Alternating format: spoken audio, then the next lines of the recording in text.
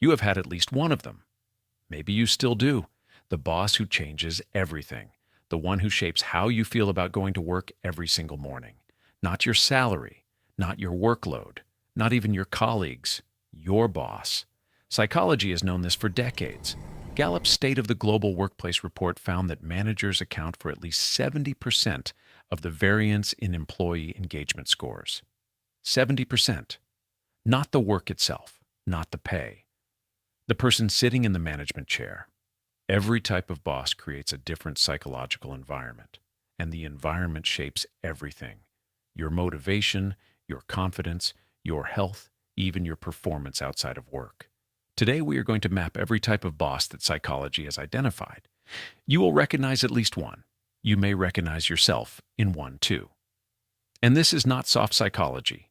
This is measurable biological impact.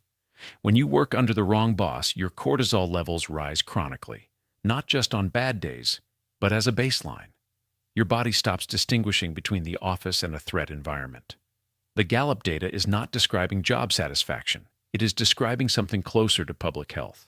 The person managing you is shaping your nervous system, whether either of you realizes it or not. The micromanager. Every task reviewed. Every email checked. Every decision second-guessed. Research from Harvard Business Review links micromanagement directly to employee anxiety and learned helplessness, a state where workers stop initiating anything. The credit thief. You do the work, they present the work, and somehow, in the retelling, your name disappears entirely. This is one of the most psychologically damaging boss behaviors because it strikes at something fundamental: the human need for recognition. When your effort is invisible, your motivation follows. Studies in organizational psychology show that unacknowledged contribution is one of the top 3 predictors of quiet quitting. Not salary, not workload, being erased. What makes this boss type particularly difficult to confront is that it is almost never documented. There is no email that says your name was removed. There's no meeting where credit was officially reassigned. It happens in the retelling, in the hallway conversation, in the executive summary, in the way a project gets described months later. And because it is invisible, many people blame themselves. They wonder if they simply did not make enough impact. They did. It was taken. The ghost, never available, meetings canceled, emails read but never replied to. The ghost boss creates what psychologists call role ambiguity. Employees have no clear direction, no feedback, and no psychological anchor for their work. The Favouritist. One employee can do no wrong. Everyone else exists in a different moral universe entirely. Workplace favoritism is more psychologically harmful than most people realize. It does not just demotivate the people who are not the favorite.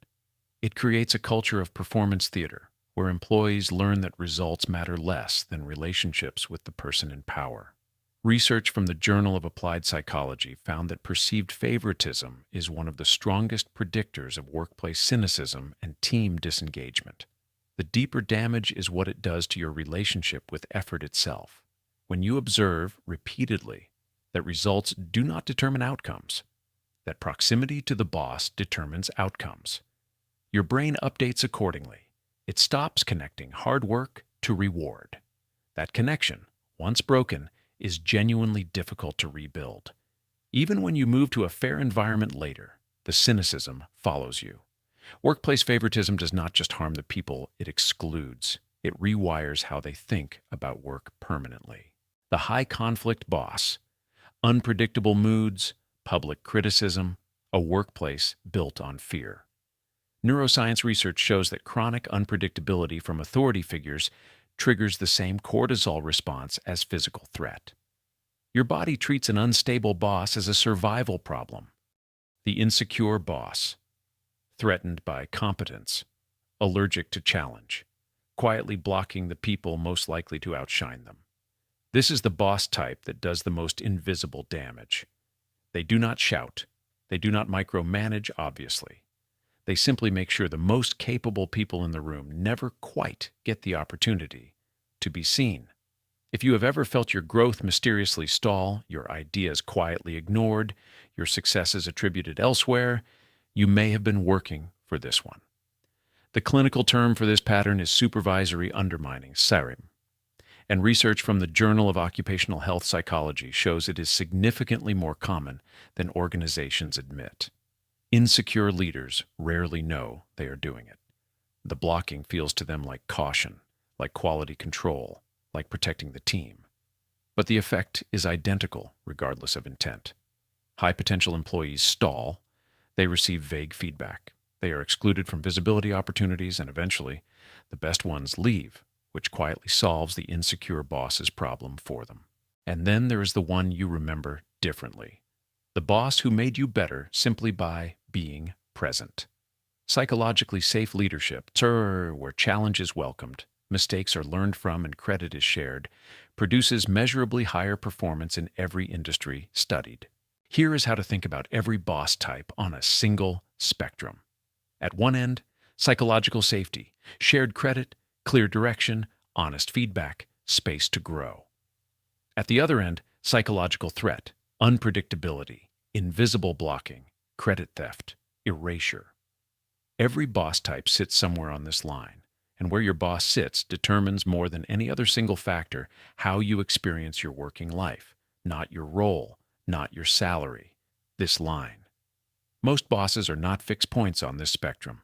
They move. A manager under pressure slides toward the threat end, becoming more controlling, less generous with credit, more reactive. The same manager in a secure environment may sit firmly in the safety zone.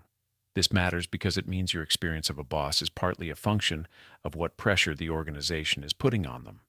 Understanding that does not excuse the behavior, but it does give you more information to work with. The research on this is clear.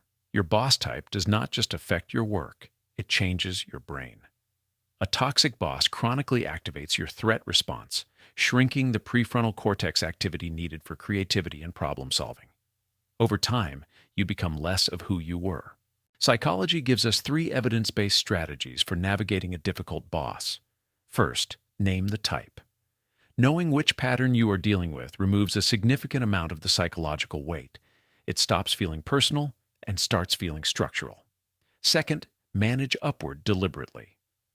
Different boss types respond to different inputs. The micromanager needs frequent small updates. The ghost needs decisions in writing. The insecure boss needs to be publicly credited for things, even when that feels uncomfortable. Third, protect your floor.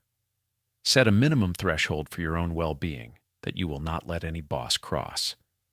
Know what that line is before you need it. There's also a fourth strategy that psychology supports but rarely gets named directly. Document everything.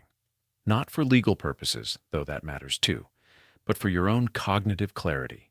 When you are inside a difficult boss dynamic, your perception becomes unreliable. You start doubting your own read of situations. A simple, factual record of what happened and when acts as an anchor. It keeps your self-assessment grounded in reality rather than in the distorted version your boss may be projecting. Your clarity is worth protecting. Which one did you have? The one who built you up, or the one who quietly made you smaller? Drop it in the comments and subscribe. We post daily on career psychology. I will see you tomorrow.